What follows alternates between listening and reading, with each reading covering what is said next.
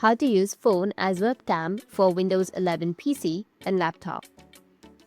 So if you want to use phone as a webcam for your Windows 11 PC or laptop, then what you need to do is first open up your browser, and here you need to search for video.ninja. After that search, and now you need to go with add your camera to OBS, tap on it, and then tap on allow. After allowing, you need to go with your video source. You can add a video source. You can go with settings and select high resolution, balanced, smooth, and cool, and go with audio or digital video effects. You can also add a password if you want to, and here you will have your stream ID ready. After that, you will have a start option like this. You need to just simply tap on start, and it will be started. Now you will have this kind of interface. On the top left, as you can see, that you will have a link, right? So you need to go and tap on copy link and copy that link. Once you've copied the link from here, you need to go to your laptop or your PC and paste the link on your browser.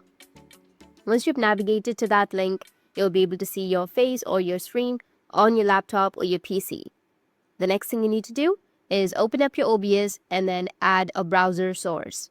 After adding the browser source, you'll be able to use your phone as a webcam for your Windows 11 PC and laptop.